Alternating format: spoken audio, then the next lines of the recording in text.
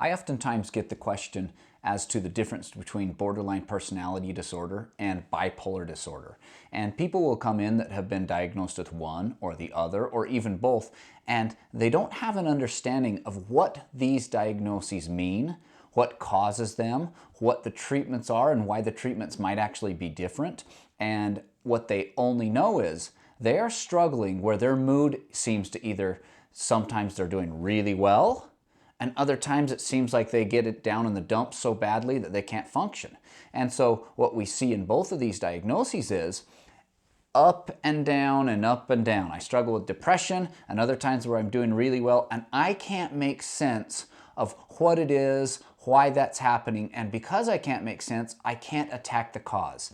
And so today, we're actually going to help you guys to understand what the difference between borderline personality disorder is and what the difference is between bipolar disorder and when sometimes they can be what we call co-occurring, meaning they're both happening at once, versus the times where it's one or the other. And at the end of this, you're going to be able to help diagnose this yourself, and so that you'll know which treatment is right for you. So, welcome to the Mental Health and the Good Life podcast, and let's get going. There are a lot of mental health experts out there that'll give you their list of tips that they think will help. The problem is they're based on their perception of what is right and wrong. At University Elite, we do something different. We treat our patients using sound psychological, neurological, and physiological science. We know what works and what doesn't. We don't get confused with what's right versus wrong. While others continue to struggle with these tips that they have received, we help people gain the long-term happiness and well-being with our approach. Welcome to the University Elite podcast, where you learn the why behind human behavior and how to live a truly happy life. Now, your host is a combat-proven veteran, physician, master psychotherapist, diet expert, trauma authority, and someone who has everyday common sense, Dr. Hans Watson. Welcome back to the Mental Health and the Good Life podcast. Very excited today to clear up a point that is oftentimes very confusing for many people, and that is, what is borderline personality disorder? What is bipolar disorder, and how do they differ? Now, in this case, many people will explain to me that they get confused by the two. The names are quite similar. Borderline versus bipolar, there's not a lot of difference in the two names there. And so first off, they have to figure out what the difference is. Then I help them understand the treatment. Then it seems like they can get better with whichever one they have. Now, to make it even more confusing, what happens when somebody could have both? Then what do we do for treatment? How do they understand what's going on? All of that is going to be necessary today for you to understand it. So let's jump right in. First, we're going to start with bipolar disorder. Now, what I need to do is explain to you how these are formed so that you'll understand that. Then you'll understand when we talk about the different treatments, why they make sense. Otherwise, you could be getting treatment for one versus the other, because the sad thing is not everybody is trained to be able to distinguish between the two. You need somebody with a little more advanced training to be able to do that. And that's the purpose today, is to give you the tools so that when you go in, you can have somebody help you understand that. So starting with bipolar disorder. Bipolar disorder is a disorder that is characterized by a part of the brain that is not functioning right. And if you want to get right technical to it, it's actually you have in your brain, the frontal lobe, right there, the front of the brain, is the part that causes us, think of it like the parent in the room. It puts the brakes on when we shouldn't do something. It helps us to tolerate difficult things in life without having to freak out or having that wishy-washy up and down all the time in our mood, that type of thing. Always feeling anxiety, even when it's the smallest amount of stress in our life. And so you can see bipolar disorder is the problem where the mood going up and down is actually due to a part of the brain that has been damaged and not functioning correctly. Here's the hard part about the bipolar disorder. We don't know what causes it. Science hasn't discovered it. We've found out many changes that happen. We've found out some of the things that if you already have that brain damage and that brain dysfunction, some things that can trigger it to go off, but we don't know what causes the brain damage in the first place. That's still unknown in science. And so that's the first thing that we have there. Now, with bipolar disorder, what it is that frontal lobe should be controlling and making sure all the workers do their job, and the workers would be the rest of the brain. But that doesn't work. So sometimes what we see is in bipolar disorder, the neurons or the nerves that make up your brain, they foul up, they don't function correctly.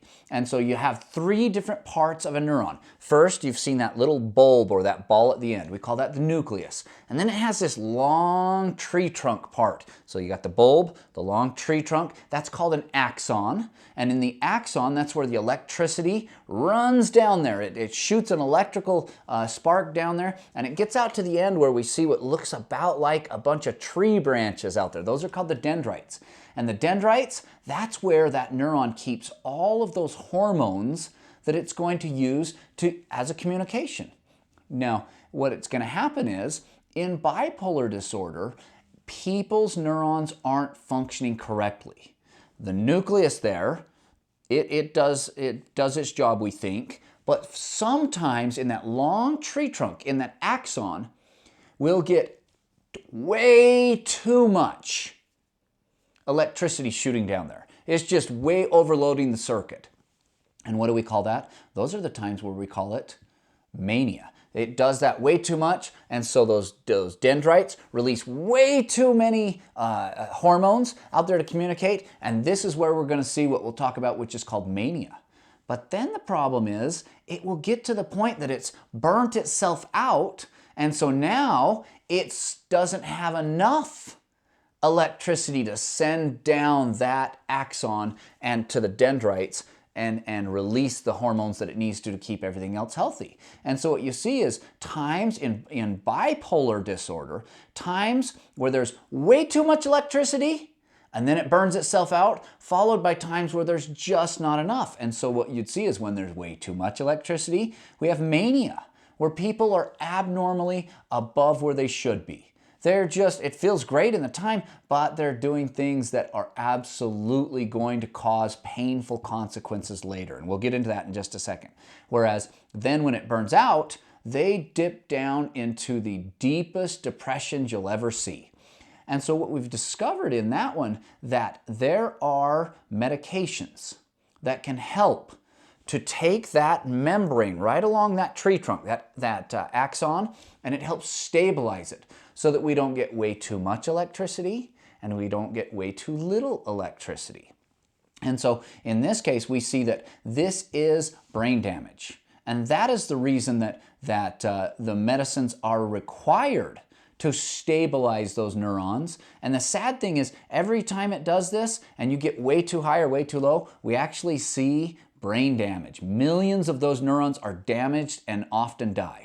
And so that's the first one, which was bipolar disorder. Now, when we're looking at bipolar disorder, there's some very important things. The first thing that you have to recognize is in bipolar disorder, it's going to have, because those neurons aren't functioning well, it's going to have times where we have way too much energy and we feel great about ourselves, and we can be impulsive and irrational and paranoid. This is a psychotic disorder where oftentimes you can become paranoid, hear voices, have delusions of things, the government's after me, all that type of stuff. But then there's other times of extreme depression. Here's a secret. Many of those same symptoms are shared by borderline, but they're caused totally different. But in this case, it's important to recognize those things in bipolar disorder are caused by that brain dysfunction. Now, when the brain dysfunction happens, here's the secret. It is not predictable when it happens.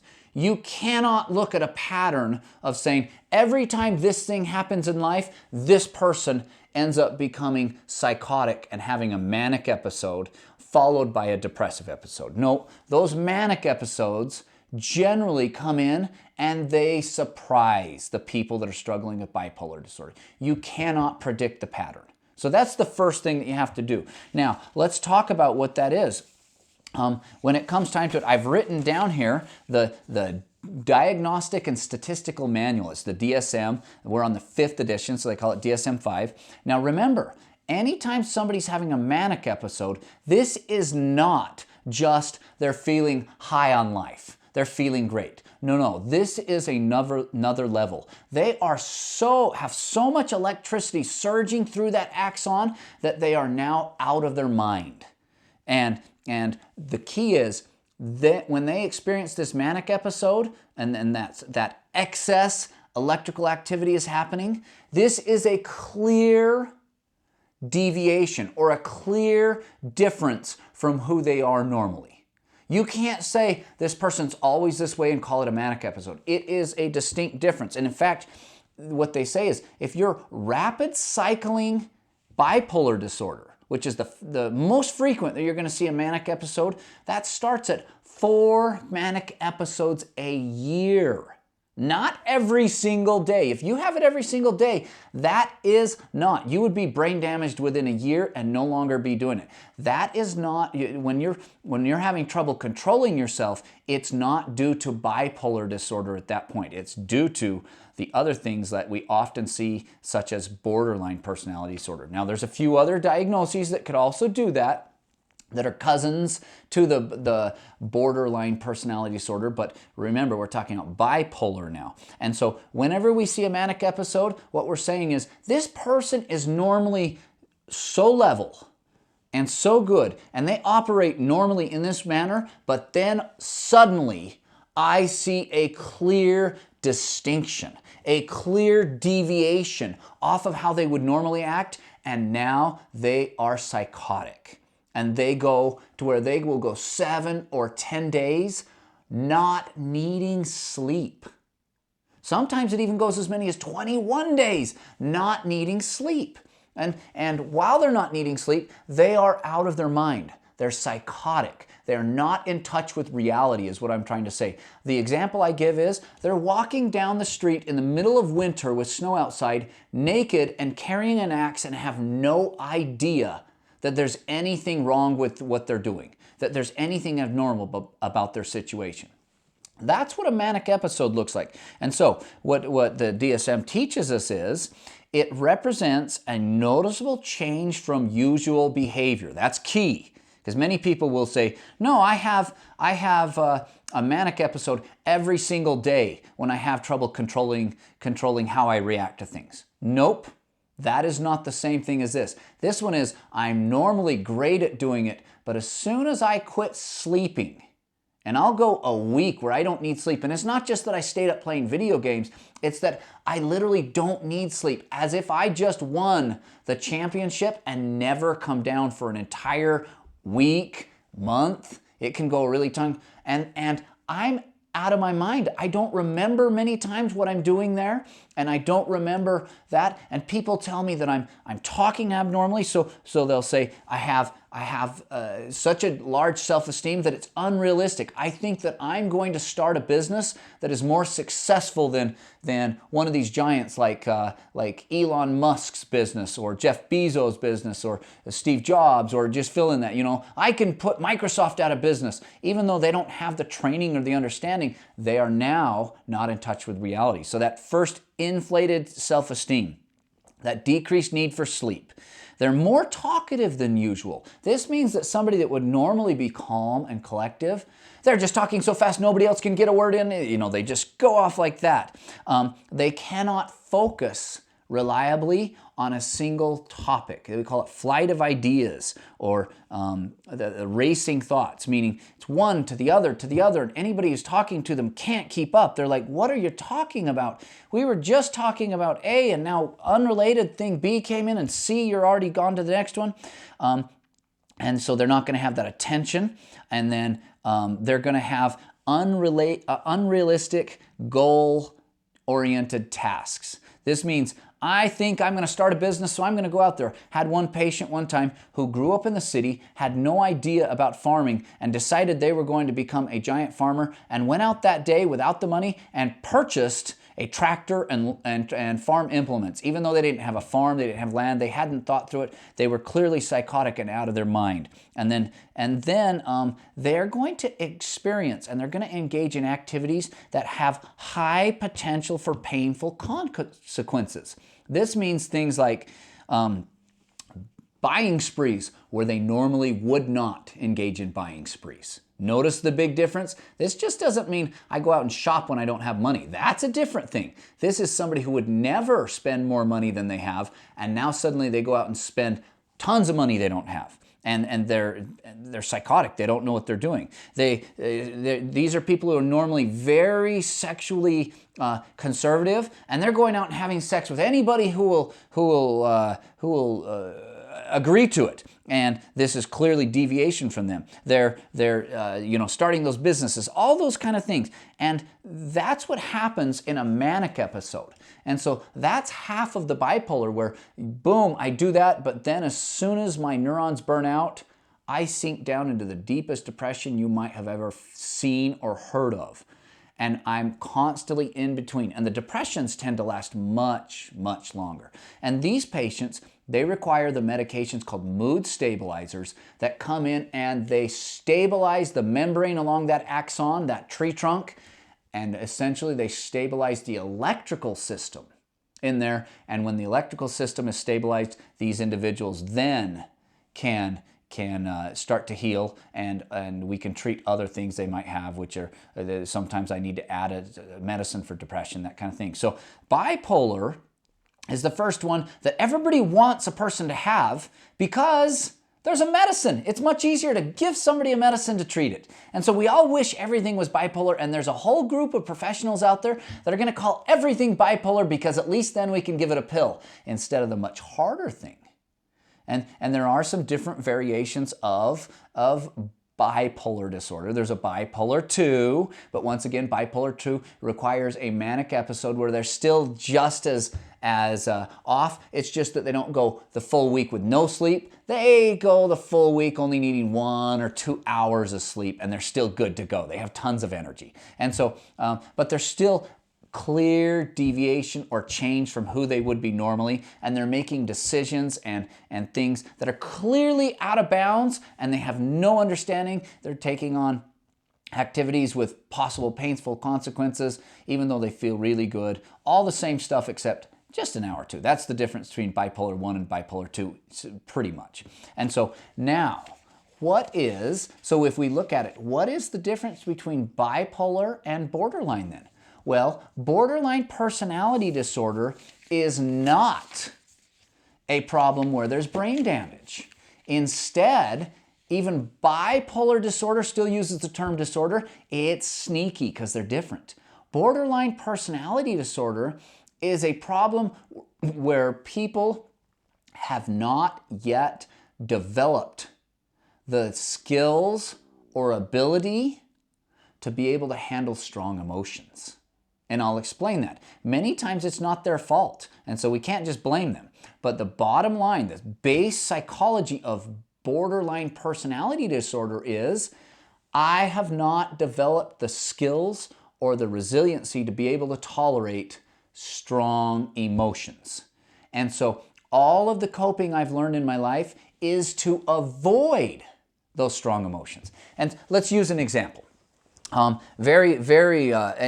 you're going to see is, before we get to the example, what you're going to see is in borderline personality disorder, we're going to see almost the similar things. 80% of the symptoms of somebody struggling with borderline personality disorder. It's not because they have brain damage, but instead it's just because they haven't yet developed that skill and that ability.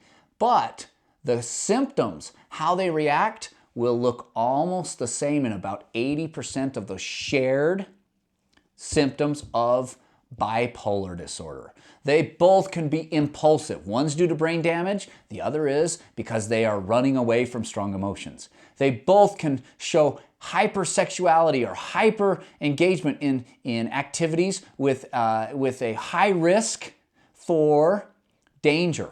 And one of them's due to brain damage and that frontal lobe not being able to say, stop, this is there. The other one is, I can't stand the idea of strong emotions. I'm going to use this activity to try to distract me from that thing in my life that might be causing the strong emotions. The other one, they may not sleep, and that's due to the neuron not having the right electrical current going down it.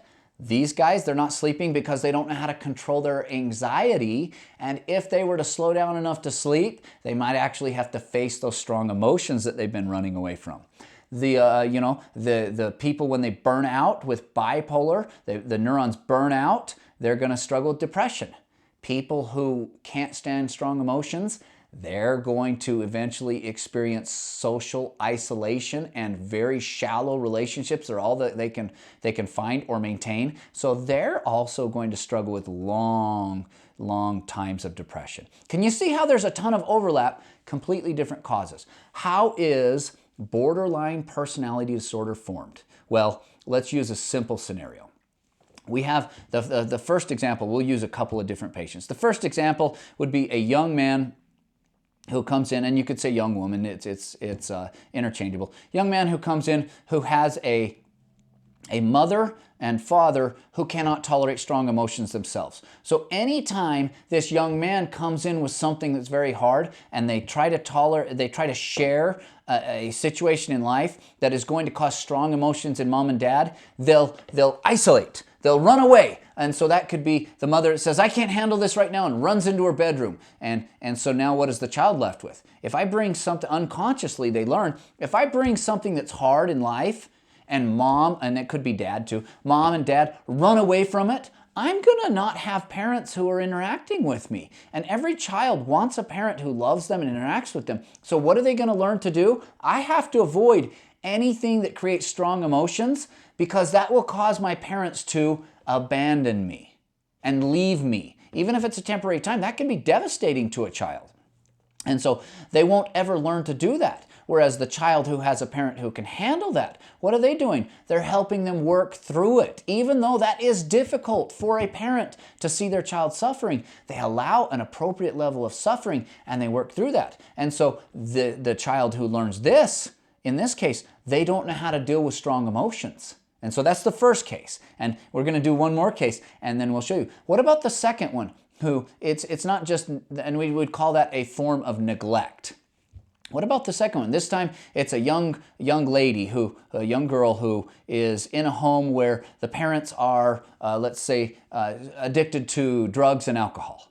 And so every time in this home that it could be trauma, it could be other things. But every time in this home, when the parents experience anything that creates strong emotions or adversity in their life, they respond by drinking alcohol or taking drugs. And so I guess in the end, alcohol is a drug. So you could drink drugs, but take drugs or use alcohol. And what happens there? The children then see an impaired adult that is sometimes abusing them both emotionally or sometimes even physically or sexually. And whereas they wouldn't had they not been impaired due to their addiction. And so what do we see them there? They realize, if I bring anything that creates strong emotions in my parents, this is dangerous. I have to avoid that at all costs. And so what do they do there? They learn to avoid strong emotions at all costs because it results in, if we can use some slang, the metaphorical getting your butt kicked, and it can be emotionally or literally physically getting your butt kicked. And so what do we see? A lot of people who have a history of various traumas or various abuses, they struggle with borderline personality disorder, and it's not their fault. They're not the ones who chose to be raised or brought up in a home where they were not given the advantage of being able to learn how to work through situations and the strong emotions that come with them. Instead, they were innocent and unfortunately didn't learn that lesson. And so the advantage is it's much harder when we're an adult. The advantage is this can be cured. The disadvantage is it's much harder when you're an adult to learn those skills that other people were so fortunate to be able to learn over their lifetime. And so when somebody comes in and they cannot tolerate strong emotions, they may meet criteria for borderline personality disorder. And so what are those criteria? Listen, you're about to hear the ones that are very similar to the ones in bipolar, except unlike bipolar, this is not something where you're great and you're level and you're functioning just fine up until you have that manic episode. Now there's a clear difference in who you are during a manic episode than you were the rest of the time. These ones are the individuals who you can identify patterns. You can see it.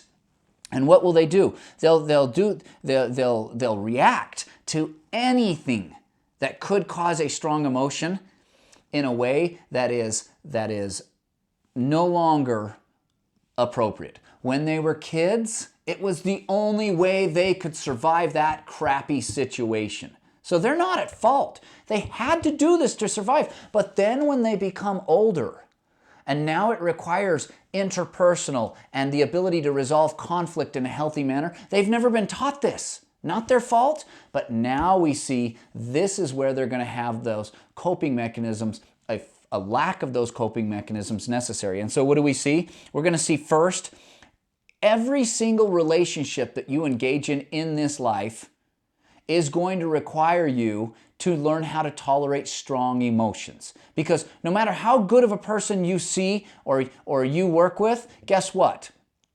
They're going to make a knuckleheaded move in life. Nobody's perfect, unless you're Jesus, Buddha, or Muhammad. Those are the three that I'm aware of that are believed to have been perfect, and most people are not claiming to be Jesus, Muhammad, or Buddha. Now, the people who are in a manic episode and psychotic, yes, I've had many of them claim to be one of those people, but not the people who are in touch with reality still. And so, unless you're one of them, every single relationship is going to have times where there is conflict.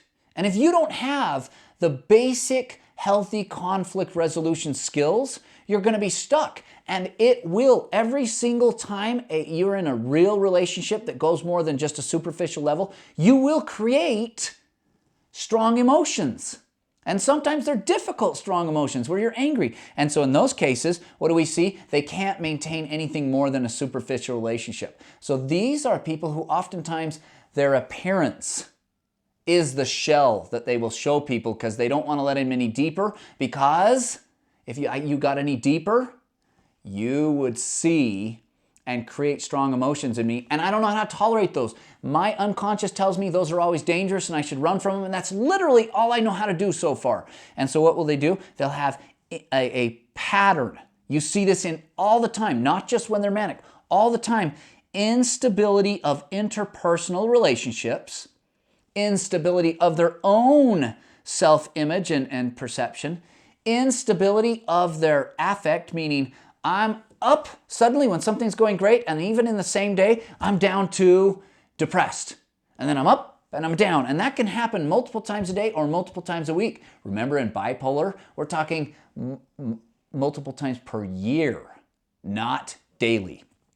And then that marked impulsivity, of course they're going to be impulsive. Anything to get away from these strong emotions that I don't know how to deal with, okay? And so that's where the criteria that you read in there, in the Diagnostic and Statistical Manual, the DSM, will tell you about borderline personality disorder. It's not that your brain's damaged and you can't change, it's just that you haven't learned how to deal with strong emotions yet. So how is that going to look? This is what it's going to look like. Well, first, they're going to do anything to avoid the strong emotions that come with people that abandon them.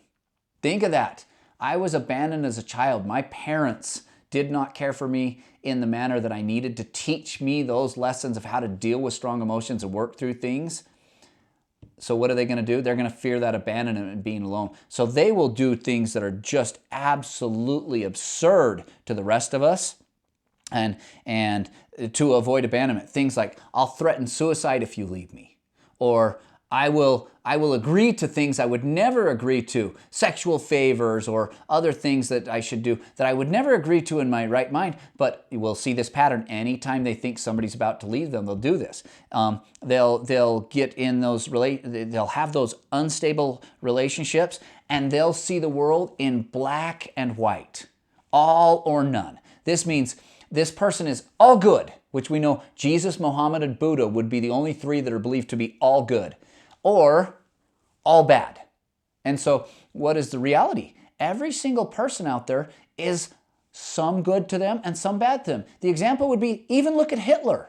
Hitler is an overall terrible person. I am going to go ahead and declare my opinion. I think Hitler is as bad a guy as you can get. But Hitler did some good things too. I can see the gray area, which is Hitler had some good and some bad. If you appreciate our highway systems, you can thank Hitler for giving that to our politicians when World War II ended. They saw the Autobahn. That's our freeway system so that we can travel around the country. Wonderful. Jet travel. Hitler made the most advances in jet travel. We took a lot of his technology. The rockets, which allow us to have the space races and your GPS and all this. Thanks to Hitler for doing that. So Hitler did not everything, but Hitler did way more negative toward. He's a terrible person, but there is some positive about him. That causes some strong emotions in me to have such a terrible person and to be able to say, but there was some good.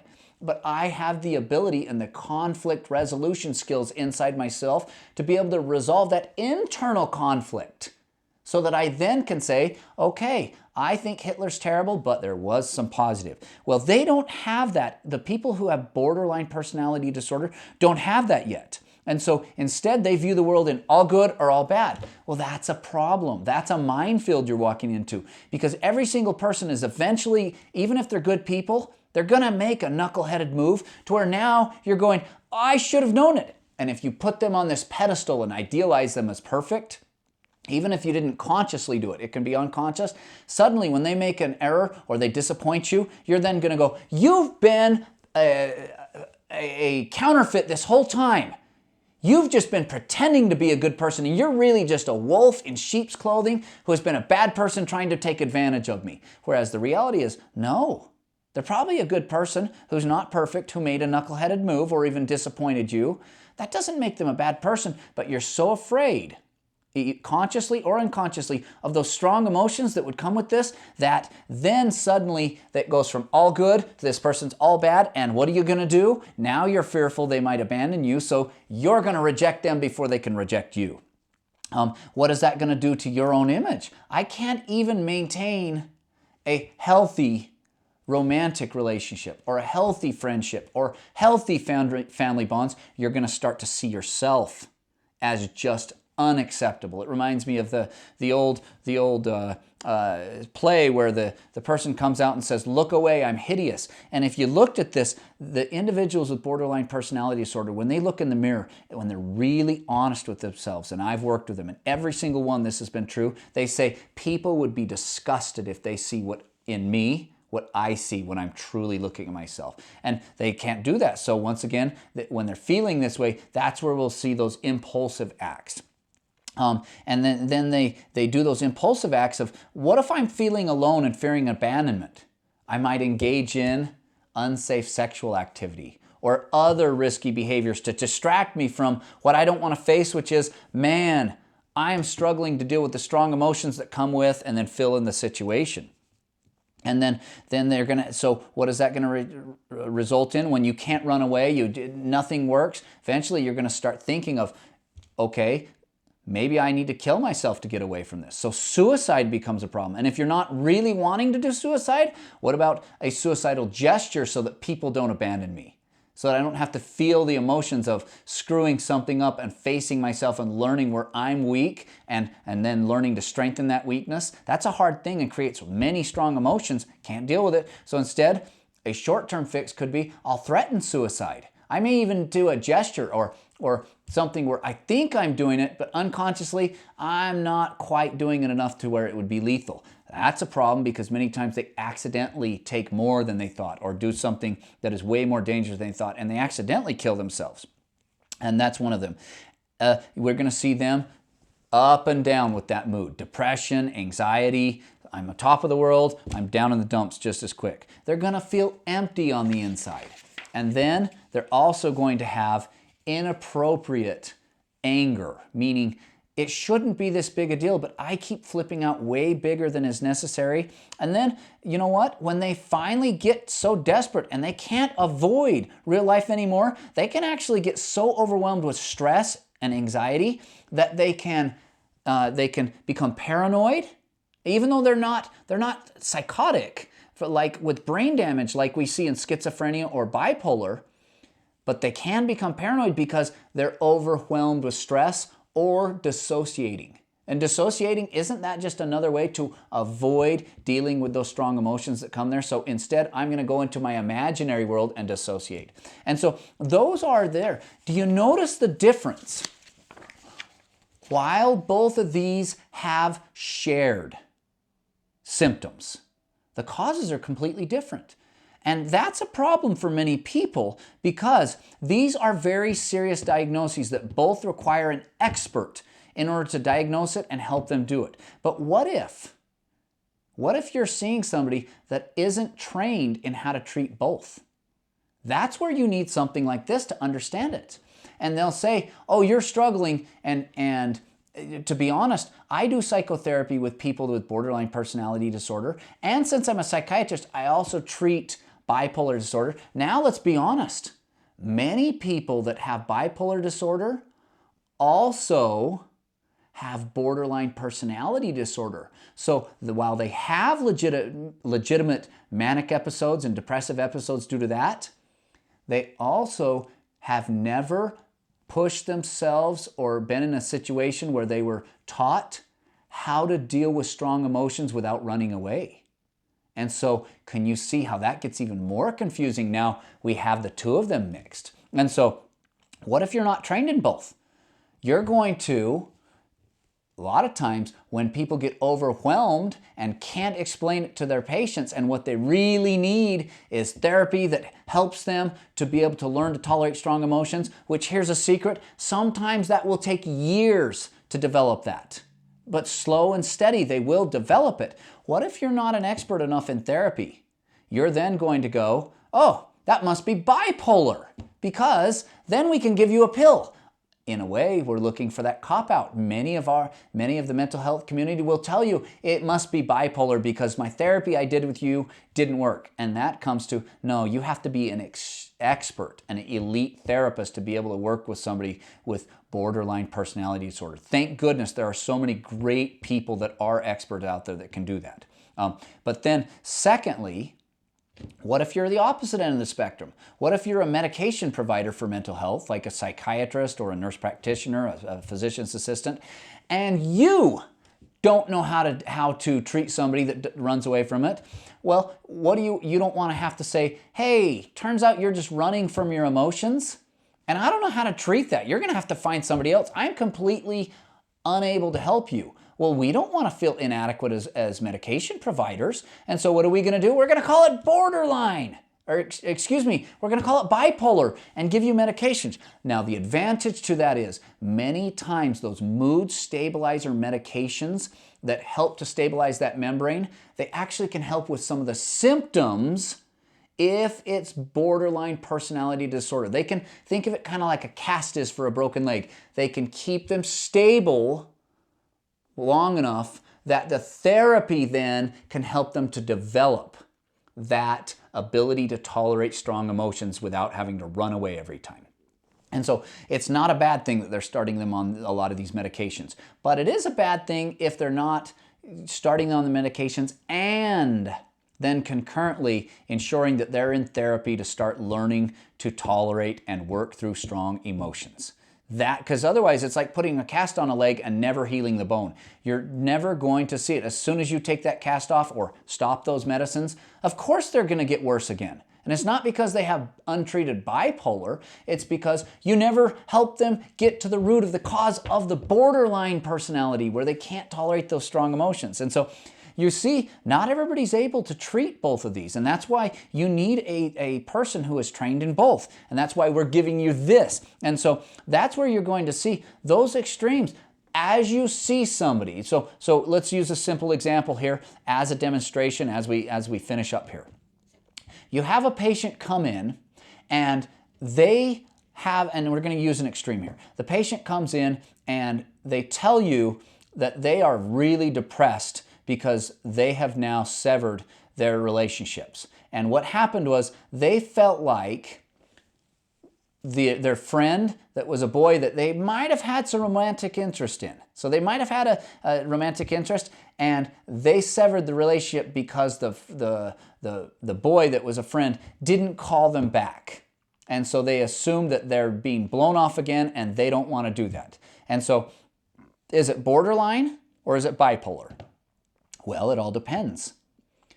Is this a pattern that we see consistently that we can predict? Because if we can predict it, it's borderline personality disorder, and that indicates they don't know how to work through those strong emotions. Because any of us at the possibility of being blown off by somebody or ghosted or whatever term you want to say, that's going to create strong emotions of being rejected. And if that is how I always act, then it's not a problem of the brain being dysfunction. But if normally that wouldn't bother me, but now I wasn't sleeping, and that's clearly a difference from how I normally act, now it's bipolar disorder. Can you see? And some people, if you had both of them, you would say, okay, here's the difference. When somebody is in a manic episode that has both bipolar and borderline personality disorder, then we would say, is this normally how you act? And if they say yes, we would say that needs to be treated in therapy. But we also know it gets worse when people are in a manic episode. So they may have both, but their borderline struggles of not being able to tolerate strong emotions get even worse when they're in a manic episode. And so in those cases, we would want to make sure their moods is controlled on the medication front and that they're doing it in therapy. So here, we're going to recap that real quick. If it's something that is a clear deviation from how they normally would act, it is bipolar disorder, and medication is the first treatment, and therapy is there to support it. If it's their baseline functioning, and they're always struggling with these same things, it is borderline personality disorder where they do not know how to deal with strong emotions, and therapy is the main treatment, and medications at best can help stabilize a little bit while they're doing their therapy. And so that is the big difference between borderline personality disorder and bipolar disorder. And that hopefully helps you so that when you're going to seek out treatment, you can find those people, and then also you can understand it and you can start seeing this pattern. Remember, patterns that you can predict, that's bipolar disorder. If it's unpredictable, that's borderline, I said that backwards. Patterns that you can predict are borderline personality disorder driven. When it's unpredictable and it happens just once in a while and clearly not their baseline, the normal, how they normally are, that is when it's bipolar disorder. And so if you're out there spending all your money and always in debt, but we can see the pattern, it's every time right after you reject people because you don't like them pointing out flaws about you, and so you go shopping in order to try to find some happiness in life. Yep, that's borderline personality disorder, because what you're doing is, I don't want the strong emotions of seeing that I don't have the interpersonal skills I need yet. And so I'm going to go shopping to try to distract from it, but I'm going to reject you and run away because you're all bad. And then I'm going to go shopping as a way to try to make myself feel better. That's borderline. But those people who normally are excellent at budgeting, never overspending, and then suddenly when they're not sleeping and they become manic, they spend like there's no tomorrow, and then when they come out of their manic episode, they're suddenly in debt and can't do it. Nope, that is when it's bipolar disorder and the meds. And so one of them, medication, and it's basically not their fault. The other one, still not their fault, but therapy is the mainstay of treatment. All right, guys, really appreciate it, and we'll catch you on the next one.